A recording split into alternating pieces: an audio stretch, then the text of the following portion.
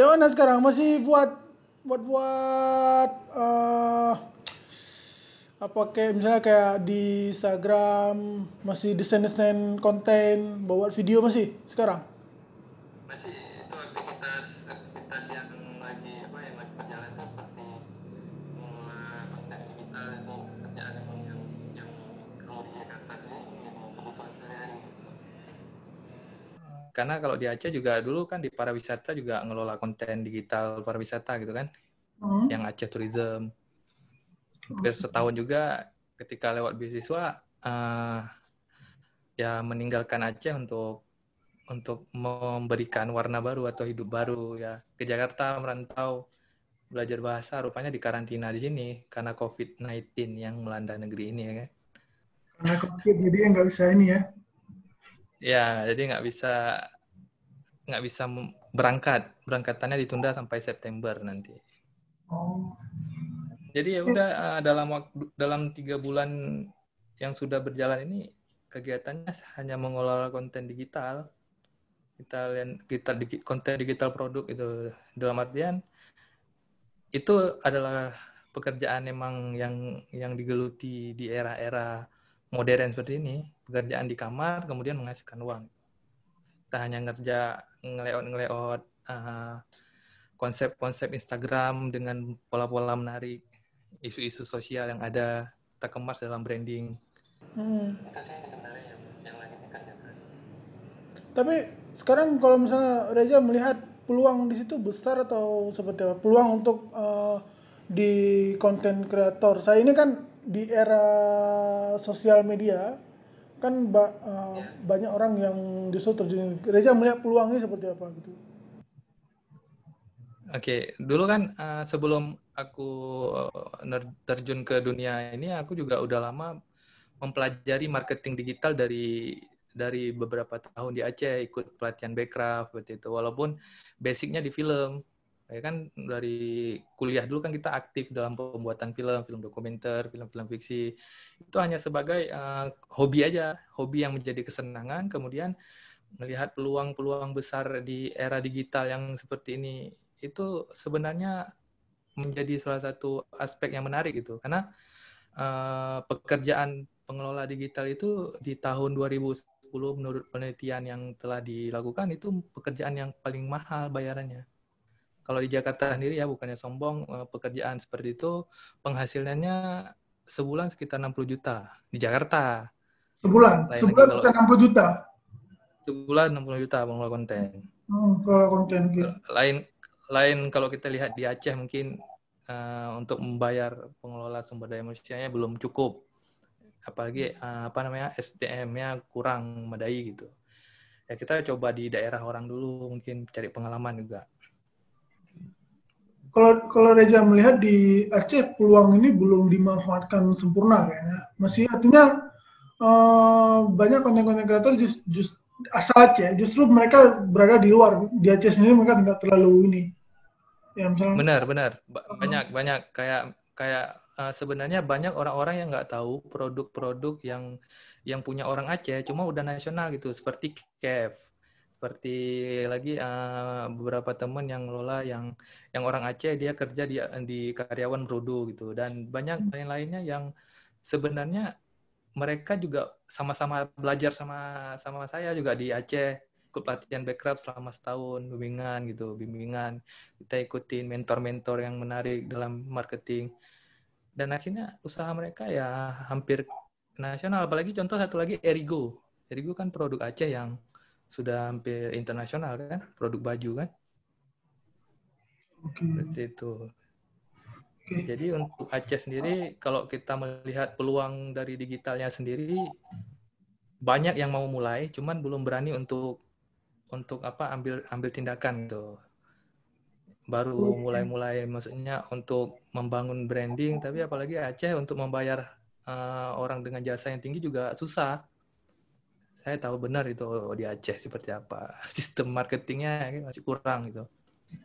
di Aceh berarti belum melihat ini bukan sebuah peluang pekerjaan yang menjanjikan mungkin ya. Kalau dia untuk Aceh misalnya. Iya, untuk Aceh. Ya, untuk Tapi Aceh belum. Yang saya kelola 2 produk ini adalah produk Aceh yang sudah go nasional, Bitata sama Cilek Coklat. Itu kan produk Aceh yang sudah besar. Insya Allah sebentar lagi mungkin brandingnya serasa nasional gitu. Kita pengen buat buktiin kalau Aceh juga punya marketing digital yang bagus gitu. Kalau misalnya milenial nih, anak-anak muda lah, anak-anak muda Iya. di Aceh, ya mereka mungkin lebih memilih pekerjaan yang apa ya, yang seperti PNS misalnya, ketimbang menjadi konten kreator, menjadi pekerja-pekerja seni seperti Reja saat ini itu seperti apa aja milenial? Kalau kalau Fenomena di kalau Aceh saya saat ini sendiri, ya, fenomena di Aceh. ya kalau saya sendiri melihat hal tersebut sebenarnya orang Aceh itu sudah berada di zona nyaman. Mereka nggak mau mencari zona aman gitu. Kenapa saya bilang seperti itu? Ketika mereka sudah berada di zona nyaman, mereka nggak mau PNS udah enak gitu, udah setiap bulan udah dapat, ngapain kita capek-capek berpikir lagi. Jadi sebenarnya juga satu sisi itu pembodohan juga, pembodohan kita menghilangkan cara kerja otak kita hanya dengan hal-hal yang sudah dijanjikan. Padahal kita tidak tahu kalau otak kita ini mampu menghasilkan berbagai produk yang mungkin bisa lebih membangun Aceh gitu. Itu yang tidak dimanfaatkan oleh orang-orang Aceh. Tapi di era milenial ya mungkin ke depan juga banyak orang-orang Aceh juga anak-anak muda yang di generasi sekarang yang sudah mulai berpikir untuk maju seperti halnya mereka juga banyak udah produksi video ikut lomba kan itu salah satu hal yang membangun image di Aceh sendiri terhadap anak-anak mudanya. Jadi orang juga melihat oh jadi anak-anak Aceh sudah mulai bergerak. Orang luar juga udah mengenal di Aceh juga ada ya seperti ini. Apalagi banyak beberapa tahun yang lalu itu ada film-film Aceh yang sudah menang nasional. Jadi Aceh sudah dilirik sedikit gitu. Dalam kesenian dan kreativitas. Oke. Itu kan kita melihatnya di kalau di daerah-daerah luar misalnya di Jakarta, pekerjaan-pekerjaan ini sudah sangat sangat serius orang mengerjakannya ketimbang misalnya di Aceh gitu kan. Ya, benar. Untuk Benar. ketimbang di Aceh ya, karena mungkin banyak anak-anak muda di Aceh mungkin pengaruh dari orang tuanya mungkin yang apa ya, tidak melihat ini bukan sebuah peluang yang besar. Tapi ya pendapat aja terhadap anak muda yang saya ini masih menganggap media sebagai bukan sebagai hal yang serius yang bisa dikerjakan itu seperti apa. Tapi jangan salah juga ya. Benar. Di Aceh sekarang kan pelan-pelan sudah mulai ada. Misalnya contoh kayak misalnya akun-akun Instagram seperti apa ya, kayak bukan Aceh hologram. Info, Gitu Aceh lah. Info, Uh, Aceh World Time gitu ya. Oke. ya, itu Ya. kan udah mulai tuh, artinya mereka udah mulai memperhatikan. Bahkan kadang-kadang media konvensional seperti misalnya Serambi, berita lain itu malah kadang-kadang kalah start dengan media-media seperti itu. Benar. Tapi satu sisi sebenarnya ada poin positif, ada poin negatif untuk media seperti itu. Kenapa pengelola akun Instagram seperti Aceh Info, Aceh World Time, mereka lebih fokus ke re-uploader, akun-akun konten-konten re-uploader. Jadi mereka ambil punya orang, re-repost. Ya hal-hal seperti itu sekarang yang Indonesia butuhkan gitu. Jadi kalau misalnya mereka lebih membranding konten Instagram mereka dengan hal yang menarik, ditata emang kalau ini emang produknya Aceh Info, produknya Aceh World Time, kan nggak selamanya mereka terus mengambil hak cipta orang gitu. Kan tanda kutipnya Aceh dinilai nggak punya kreativitas lebih untuk membuat karya sendiri gitu. Justru itu Nggak mencuri masalah karya sih orang. untuk Justru itu mencuri nggak karya masalah. jurnalis kan. Betul, nggak masalah juga sih sebenarnya dalam marketing kita diajarin membangun konten itu awalnya kita menaikkan rating Instagram ya caranya uploader. Ketika sudah besar kita baru tata benahi dengan baik gitu. Itu sebenarnya sistem marketing di digital marketing di media sosial seperti Instagram, YouTube dan segala macam. Seperti itu. mungkin gini, orang mungkin bisa kalau misalnya mengelola akun-akun media sosial misalnya seperti Instagram, Facebook, mungkin mereka Ya, bisa bermula dari uploader, misalnya mengambil beberapa konten dari media mainstream, kemudian ya, mereka kelola, kemudian naik naik followernya segala macam, baru mereka buat produknya sendiri. Tapi kan sekarang nggak ada ya, di Aceh itu kan nggak ada, malah enak diambil-ambil betul berita betul. orang ya, karena berita malah kadang-kadang Betul. di medianya sendiri yang memproduksi berita itu nggak pembacanya nggak banyak, justru orang-orang banyak baca di akun-akun Instagram seperti itu ya. Ya betul. Yang jadi permasalahannya sekarang yang ngambil konten media itu Hmm. tanpa sepengetahuan hak cipta kayak kemarin di kasus di ini ya kumparan Aceh Aceh ini juga kan sebenarnya itu nggak menarik, misalnya nggak bagus, dia nggak punya kreativitas. Boleh dia misalnya ngambil berita tapi kata-katanya diubah, jangan dia semua diambil gitu ya kan. Itu kan menjadi hal menarik, atau dia ngambil berita cuman dikemas lagi dengan konsep dia gitu. Itu baru orang Aceh yang punya kreativitas tinggi gitu. Tapi enggak, kita lihat misalnya media antara nih, dia buat pemberitaan emang hak cipta dia. Kemudian datang pengelola konten Instagram yang isinya berita itu comot-comot gitu. Teman yang paling banyak nonton mungkin yang punya Aceh Info atau yang itu kan, seperti itu kan. Dan itu yang harus diberikan pembelajaran lebih langsung sih sebenarnya.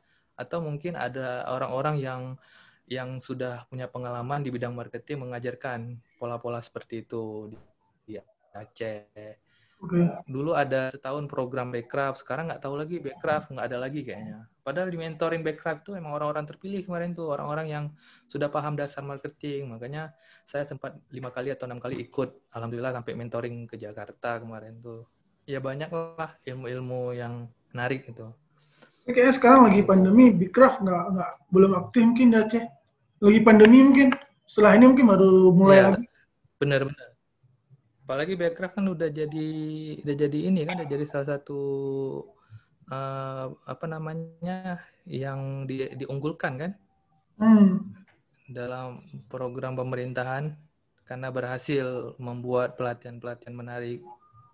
Tapi kan sekarang pemerintah sudah guide yang lain, misalnya kayak pelatihan-pelatihan kerja yang lain itu, apa namanya, Balai Latihan Kerja ya, BLK itu. Ya betul. Secara nasional Tapi juga. jangan salah, loh, dari Instagram kita bisa menjadi influencer, dan influencer sekarang bayarannya itu hampir ratusan juta loh. Jangan salah. Udah ada anggarannya lagi langsung dari pemerintah. Ya ada tuh, Baru-baru ini kan ya ada tuh pemerintah kan Mardikun. anggarkan untuk influencer juga. Gara-gara pandemi menguntungkan influencer, ya kan? Jadi mendingan kita mencoba menjadi influencer, mau kayak mana? Ya nggak punya bakat untuk di depan layar gitu. Tapi Hmm. nggak masalah juga, bisa berkarya di belakang layar, kan menarik. Oke. Ya mungkin penting nggak sih misalnya kayak di balai kerja itu dididik orang-orang yang jadi konten kreator di balai-balai Itu kerja. sangat penting. Hmm. Sangat penting. Bukan hanya di balai kerja, di setiap instansi perusahaan itu pasti membutuhkan pengelola konten, Hmm. marketing media sosial, bagaimana membangun brandingnya. Contoh yang udah berjalan, yang saya lihat sekarang di Disbupar sama Humas Protokol Aceh, itu udah Hmm. menarik. Dan salah satu lagi di Sub tahun kemarin mendapat peringkat terbaik di apa, promosi terbaik di media sosialnya di Aceh. Di Sub Oh tahun ya, kemarin mendapat penghargaan. Iya, di Dishub sub. terbaik. Padahal kan udah ada para wisata, udah ada humas protokol, tapi kenapa Dishub terbaik? Karena mereka aktif, terlalu menginfokan tentang emang punya hak cipta sendiri, dan branding branding Instagram mereka itu rapi. Mereka buat sendiri. Saya kenal dengan orang-orang humasnya. Mereka kelolanya serius mungkin. Mereka kelola Instagram, Dan kelola bukan kontennya masalah serius. bukan masalah kelola serius. Mereka punya apa namanya, pemimpin yang masih milenial.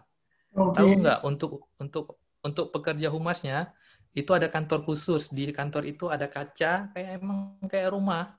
Hmm. Kalau misalnya Frijal datang ke humasnya di sub provinsi, itu kayak kantor kita, kayak rumah kita. Komputer satu orang satu, kemudian ada ruang rapat.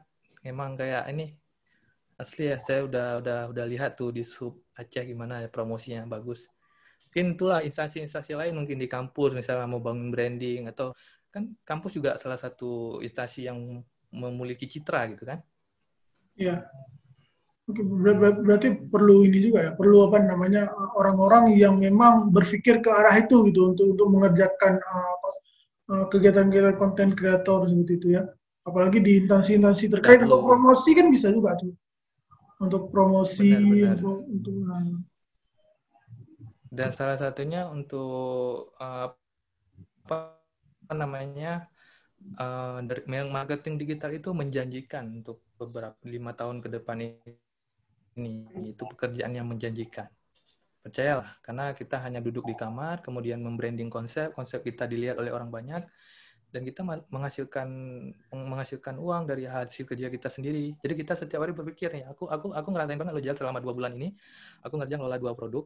Setiap pagi aku bangun tidur, aku berpikir, hari ini aku harus pikir apa, aku ngambil isu-isu sosial yang menarik seperti hari 17 Agustus, aku angkat tentang hari anak juga. Jadi kan kita selalu berpikir tuh. Jadi pikiran kita selalu mencerna setiap harinya gitu, nggak jadi kita nggak pening gitu. Ada loh orang yang sehari nggak mengeluarkan pikirannya, dia pening sakit, ya, ya. tapi kita belum sampai fase seperti itu ya. Kalau misalnya dia nggak buat sesuatu tuh kayak sakit gitu kepala. Itu biasanya orang-orang yang sudah terbiasa dengan pekerjaan-pekerjaan Sakit, tadi itu, yang kayak konten betul kreator betul, dan video kreator. ya benar ya, kayak YouTuber tuh setiap hari harus upload gitu, kalau nggak ada habislah hidupnya kan. Dan satu jalan, aku ada pengalaman baru di Yakutani ya, yang mungkin ketika aku pulang ke Aceh ini bisa aku berikan pengetahuan semacam aku di MNC TV itu dia ajak freelance gitu. Setiap ada proyek iklan diajak untuk produksi jadi operator sound. Kadang-kadang aku kan basic di sound gitu kan. Banyak ilmu-ilmu yang mungkin aku di Aceh belum dapatkan, masih kurang. Kita masih memang 0,5% baru yang kita dapatkan selama di Aceh. Itu pun karena ikut-ikut komunitas, gabung-gabung sama teman karena produksi film, atau karena belajar tutorial, otodidak. Selain itu emang beda banget, sistem produksinya beda banget. Di Aceh nggak ada perusahaan yang bisa untuk mengakomodir kegiatan-kegiatan Iklan-iklannya seperti itu emang ya. sekelas film lele buatnya. Udah ada. Di Aceh nggak ada perusahaan-perusahaan yang mengakomodir kegiatan-kegiatan seperti itu. Kayak konten kreator di Iya Aceh benar. kan nggak ada yang ini. Makanya mungkin nggak hidup juga Benar-benar. anak-anak di sini. Tapi kan yang banyak yang kayak konten kreator udah jadi pengusaha sekarang, kayak Awin Suib, Hmm. kayak yang baru-baru mungkin kayak Khalil Tok besar karena konsul dong gitu ya kan, dan yang lain juga viralnya karena jual endorse produk. Nggak ada Iya. yang betul murni emang buat konten murni dia, kayak ngevlog kayak itu emang milik dia gitu. Susah untuk membangun citra seperti itu, emang butuh pembelajaran. Kayak misalnya di Jakarta contoh ya, kayak Cahyo, kayak Agung Hapsa, kayak Reza Arab, Octavian, mereka jadi Hmm. YouTuber, mereka nggak sekolah IKJ, jadi mereka banyak belajar ilmu-ilmunya, dan mereka bisa membangun branding sendiri, kayak Yonglek juga gitu, segala macam. Ya. Tapi di Aceh kemarin saya jumpa dengan orang yang buat desain ini aja desain template. Tahu nggak desain template itu? Ya, Aku lupa nama bang tuh. oke. Desain template. Dia sebulan itu bisa sampai 100 juta loh.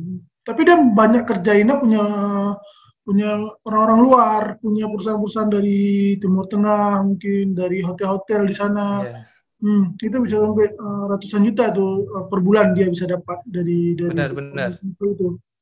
Ya. Di Aceh Kemudian, ada salah satu gabungan penjual online, itu hmm, nama produk onlinenya Envato, cuma mereka nggak nampak, tapi penghasilan mereka emang di atas gitu. Mereka jual produk dari online, baik itu produk desain, produk logo segala macam, seperti itu. ada pernah dengar ini nggak yang apa namanya yang produksi audio, yang produksi sound audio kayak si Remol. Tahu Ramol Ah, kan, tahu dia kan kenal. juga ini kan konten kreator, tapi dia dari segi musik dia kalau nggak salah. Benar, Ya, ke Ramol kenal. dia kan juga Dia banyak udah buat project-project luar dia.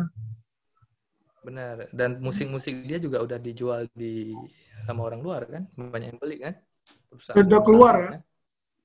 Ya, Hmm, nah, maksudku gini, kenal. orang-orang pekerjaan-pekerjaan seperti orang itu bisa dicontoh untuk generasi-generasi muda di Aceh, bukan hanya mengejar misalnya dari segi peluang pegawai negeri misalnya, itu kan kecil kali peluang apalagi kita misalnya punya banyak kampus, kemudian sekali lulus itu sekali setahun itu bisa 3 kali wisuda, sekali wisuda misalnya bisa Benar. lebih dari 1.000, peluang untuk Se- mengejar di pegawai negeri sipil itu kan kecil sekali. Mereka kan bisa mengejar pekerjaan-pekerjaan dari segi konten kreator seperti itu. Banyak uang belum juga. lagi yang belum lagi yang masuk pegawai sipil itu ada orang-orang dalamnya gitu kan. Ah, Setelah itu lain kita pikir gitu. KKN-nya nggak bisa. Oh. Ya ada juga. Jadi makanya Dan misalnya jadi kan kawan aku di kampus itu banyak yang selesai kuliah, mereka nggak tahu ngerjain apa, nggak tahu mau buat apa, pulang kampung akhirnya, pulang kampung pun nggak tahu mau buat apa gitu. Ya, artinya mereka nggak punya skill lain. Mahasiswa-mahasiswa sekarang itu cuma kuliah, perpus, pulang ke rumah, main game. Ya kan? ya benar. Main game. Benar benar Tapi benar. dari, oke lah misalnya dia main game, tapi dia ada produk lain. Tapi kalau misalnya uh, dia punya punya kegiatan lain, punya skill lain, kan dia bisa bisa berkembang lebih. Ya benar. Nah, dari aku sendiri sih melihat melihat hal itu juga sebagai salah satu hal yang ini yang menjadi apa namanya pembelajaran buat kita juga sebagai orang-orang yang mau belajar, yang mau menuntut ilmu. Ketika kita memang masih mau melihat generasi ini maju, kita mengabdikan ilmu tersebut kepada orang-orang lain dengan memberikan seminar-seminar. Tapi yang jadi pertanyaannya sekarang, orang-orang yang memberikan ilmu-ilmu tersebut itu tidak semuanya bisa berbicara di depan publik.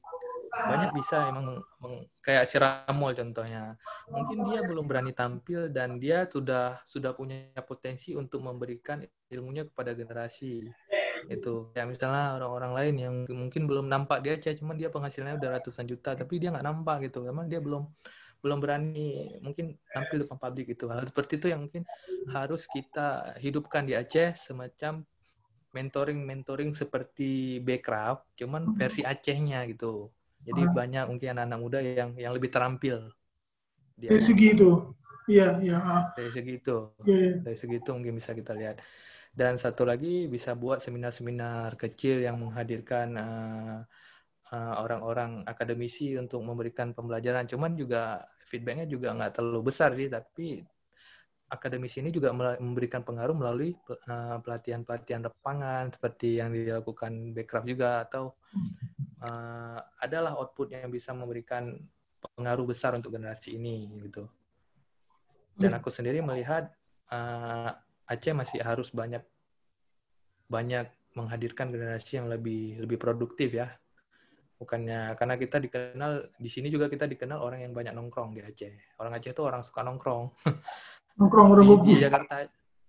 Jakarta aja ada warung kopi, tapi orang nggak nongkrong di warung kopi. Warung kopinya emang nggak ada disediain tempat nongkrong, emang dua bangku gitu. Emang orang beli kopi emang minum di rumah, nggak ada waktu habisin waktu di warung kopi. Beda banget kalau aku ngerasain udah hampir setahun di sini, suasananya beda banget. Aku nggak kenal, ini bukan Aceh. Bagi aku ini emang Jakarta banget. Bangun pagi jam 6 udah berangkat kerja ke kantor, emang udah menguras pikirannya, berbondong-bondong beraktivitas. Kalau di Aceh, pegawainya aja jam 8 masih ada di warung kopi, jam 10 baru masuk kantor. Itu kebiasaan. Jadi kebiasaan ya. Udah jadi budaya juga kan ngopi kalau di Aceh kan ngopi udah jadi budaya. Jadi tapi di sini ya mungkin orang di warung kopi itu bukan hanya hal negatif mungkin kan. Ada juga misalnya orang membahas pekerjaannya juga di warung kopi. gitu, tidak Iya. di kantor kan, mungkin karena sudah nyaman gitu, nyaman di warung kopi, bisa sambil ngopi ngobrol gitu. Cuma ya kalau terlalu lama dan nggak tahu mau kerjain apa ya rugi juga gitu, Rugi juga, rugi juga benar-benar. kalau nggak tahu mau kerjain apa. Makanya makanya buat anak-anak muda yang kita lihat sekarang, benar kita masuk negara yang paling lambat majunya. Karena apalagi kayak negara-negara seperti Korea, Jepang, dan bahkan Singapura menjadi salah satu pusat pendidikan terbaik loh dari tiga ini. Pertama Korea, kedua Jepang, ketiga Singapura. Dan kita Indonesia masuk ke mana gitu. Hmm.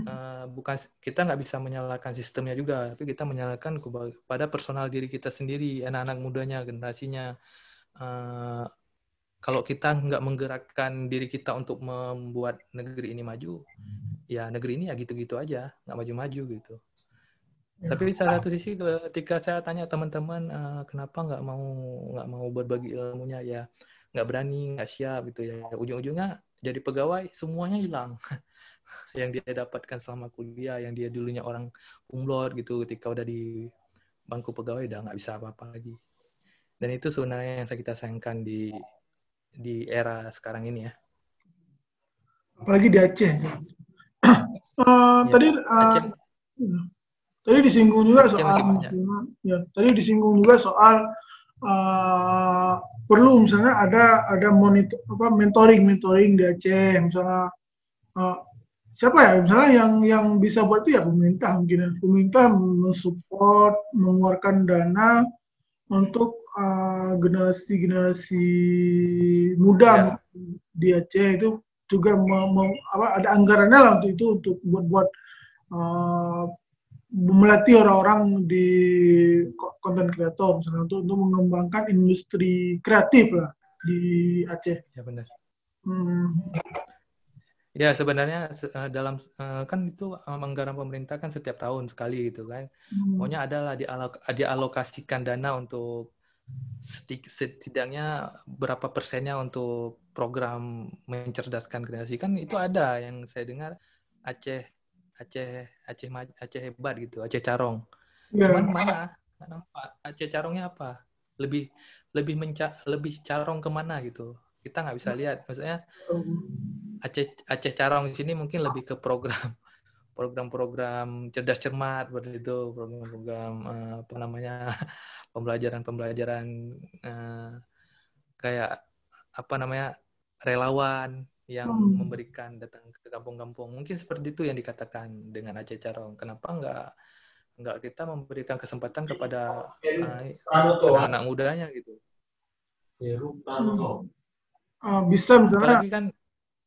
Apalagi kita lihat setiap tahun kan Aceh menghasilkan banyak mahasiswa dengan berapa berapa orang yang lulus gitu kan, seperti usia gabungnya aja, kalau dalam setahun ada 2.000 orang yang sarjana, hanya berapa persen yang produktif gitu, yang Hmm. lainnya mengharapkan PNS atau apalah gitu lainnya.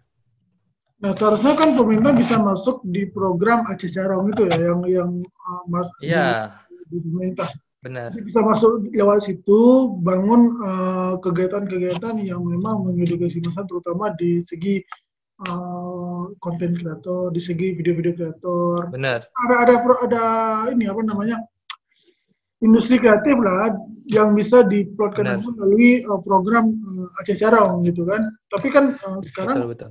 sekarang justru nggak bisa lihat apa-apa. Misalnya apa yang Reja tahu tentang program Aceh Carong itu? Apa misalnya kegiatan apa aja? Ya, yang yang yang saya tahu dari Aceh Carong itu ya semacam pemerintah juga memberikan apa namanya, uh, bantuan kepada relawan-relawan gitu untuk mengajar, misalnya ada organisasi-organisasi relawan ke kampung ini memberikan pendidikan, itu juga nggak salah sebenarnya, bagus gitu. Cuman Oh, kan harus lebih dikembangkan lagi, mungkin manajemennya harus lebih dikuatkan lagi dengan hadirnya anak-anak muda di dalam penyusunan manajemen Aceh Carong itu. ya. Atau mungkin kita lihat di penyusunan manajemen itu orang-orang yang sudah tua, jadi programnya beda dengan anak muda gitu. Nggak tahu juga mungkin Programnya program selera orang tua, bukan selera anak muda mungkin. programnya mungkin lebih ke Aceh Carongnya itu lebih takshu radio Aceh Banda Aceh Syariah gitu ya kan. Yang kita berharap juga Aceh juga harus lebih maju karena kita sebagai warga Aceh bangga dengan Aceh sekarang gitu. Apalagi Aceh punya sejarah yang sangat luar biasa ya kalau kita lihat. Kalau nggak ada Aceh, nggak ada Indonesia. Kalau Seharusnya dilihat Aceh dari sejarahnya. lebih berkembang lah dari segi pendidikan, lebih maju lah ya kan. Iya, Apalagi kan Aceh harus Aceh sebenarnya harus lebih maju daripada Indonesia gitu. Kalau dilihat dari segi perjuangannya ya. dari segala hal lah, ya kan, dari segala hal. Itulah. Oke. Lagi aja, cukup. Oke, itu aja ya. Bilang. Itu aja ya. Kalau emang udah segitu. Nanti kalau ada kesempatan lain, ketemu lagi kita. Ya boleh, nanti kabarin aku kalau misalnya ada buat video. Emang aku kan ada program memang untuk wisata di Aceh Tourism. Nanti ada misalnya udah habis pandemi ini, program aku rencana pengen kunjungi tempat-tempat sejarah Islam Nusantara gitu, Islam di dunia. Nanti aku share ke Aceh Tourism karena kan aku dulunya di Aceh Tourism udah jadi kepercayaan, tapi bapak tuh sendiri bilang nanti kalau itu ingat sama kami, bilang kalau perlu apa-apa telepon, sampai udah kayak gitu kerabat aku dengan pihak para wisata gitu. Kan sebenarnya sedih juga untuk meninggalkan Aceh hanya karena kuliah, tapi yang lain juga mensupport kuliah itu penting untuk menambah ilmu lebih bagus katanya. Ya udah, aku meninggalkan Aceh mencari ilmu lebih baik lagi gitu. Mungkin bisa banyak pengalaman baru yang bisa kita berikan ke generasi-generasi kan. Seperti itu aja. Jadi kalau misalnya ada program jalan-jalan semacam itu, ntar gue kirim videonya, bisa diliput di antara Aceh gitu biar ada bahan gitu kan. Bisa Kapan yang rencananya jadi mau ininya udah balik awal. sini?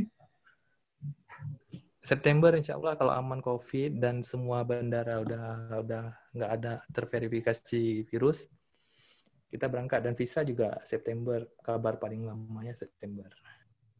Kan visa pelajar itu emang beda dari visa kunjungan ke luar negeri ya. Karena kita jangka waktu lama belajarnya. Oke dah. Oke, makasih Jal. Mau bergabung waktunya Jal. Oke Jal, ntar kalau versi NT, ntar aku sharing-sharing juga ya. Aku juga masukin ke YouTube. Makasih Jal kalau udah kayak gitu. Sama-sama. Makasih ya. Yuk. Oke, makasih. Assalamualaikum. Yo, Assalamualaikum.